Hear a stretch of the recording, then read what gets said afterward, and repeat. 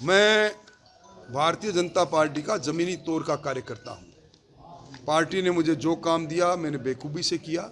उपचुनाव में कोई दूरी नहीं थी। जहाँ जहाँ संगीत हो या सगाई, मेहंदी हो या बारात, इस बार रानी जैसा होगा आपका श्रृंगार तनिष्क नवरानी कलेक्शन के साथ। विजिट तनिष्क शोरूम, वैशाली नगर, मेन रोड, अजमेर। कल की कैबिनेट की बैठक में राजस्थान में चूंकि देश में सर्वाधिक सनी रेज है, हम पूरी एशिया का सर्वाधिक सोलर एनर्जी प्रोड्यूस करने वाला स्टेट बन सकते हैं। इस ओर आगे बढ़ रहे हैं। 125 गीगावाट का उसका नीतिगत निर्णय भी लिया। और एक निर्णय, सोलर पार्क आ रहे हैं, सोलर कंपनियां अपने काम को आगे बढ़ा रही है, पर SC/ST की ज़मीन को कृषि में परिवर्तित नहीं किया जा सकता। रास्ते का विवाद था, तो लैंड कन्वर्जन रूल 2007 में धारा 6B में संशोधन किया गया और टेनेंसी एक्ट 1955 के सेक्शन 42B में एक संशोधन करके ये अधिकार दिया गया कि सोलर पार्क के लिए, सोलर एनर्जी के लिए, एक कृषि में करने के लिए SC/ST की ज़मीन वो भी अपना इच्छा से दे सकते हैं। और इनमें भी पहले कटानी का रास्ता होना चाहिए था, अब उसमें भी अगर कृषक अपने शपथ पत्र पर देगा कि मेरे खेत में जाने का रास्ता है, तो उसको ये अधिकार मिलेगा। इसके अलावा बहुत लंबे अंतराल के बाद राजस्थान में जो औद्योगिक बढ़ावा देने का जो काम हो रहा है, हमारे यहाँ 15 लाख लघु और मध्यम उद्योग है। हमारी GDSP में सबसे बड़ा योगदान इनका है।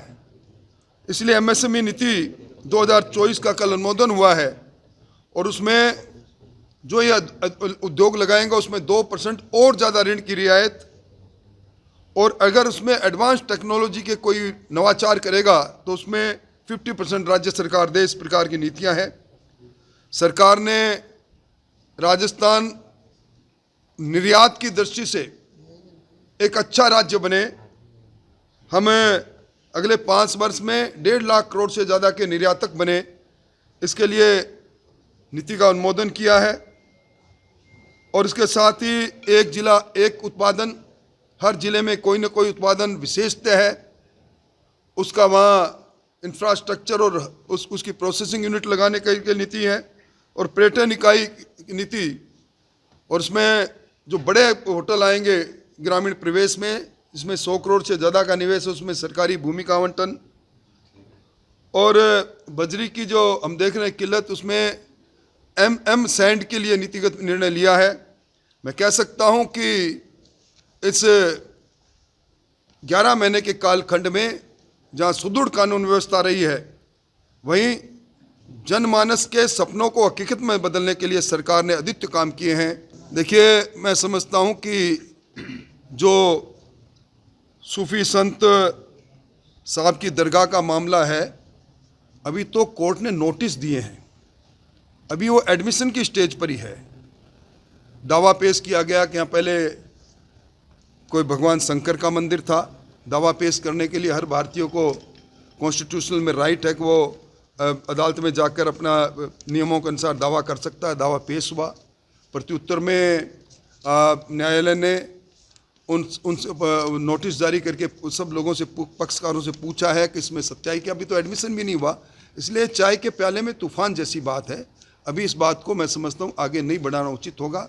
न्यायालय का निर्णय जो कोई भी हो, वो उस न्याय, क्योंकि हम सब लोग न्यायिक व्यवस्था के से प्रतिबद्धता के साथ बंधे हुए हैं, उस निर्णय को सबको मानना चाहिए। पर अभी कोई ऐसी बात ही नहीं है बुनियादी तौर पर। 1 स्टेट 1 इलेक्शन ये कंसेप्ट है। 1 नेशन 1 इलेक्शन की बात आदरणीय मोदी जी ने कही, भजनलाल जी ने 1 स्टेट 1 इलेक्शन की बात कही। लगातार आचार संहिता लगना, लंबे लंबे समय तक आचार संहिता लगते रहना, कांग्रेस की तरह नहीं।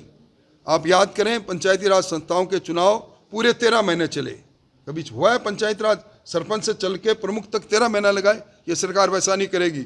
हमें सिंक्रोनाइज कर रहे हैं, नज़दीक आने पर सारे चुनाव को एक साथ करने का निर्णय ले रखा है। 1 स्टेट 1 इलेक्शन नीतिगत फैसला है। मेरी कहीं कोई दूरी नहीं। मैं भारतीय जनता पार्टी का ज़मीनी तौर का कार्यकर्ता हूँ। पार्टी ने मुझे जो काम दिया मैंने बेखूबी से किया।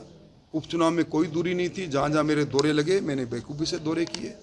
ये कुछ लोग नैरेटिव बनाने की कोशिश कर रहे हैं। मैं समझता हूँ जिस सरकार को बनाने के लिए हमने अपने खून और पसीने को सड़कों पर बहाया, वो सरकार आदर्श सरकार बने, ये परिकल्पना भी हमारी खुद की है।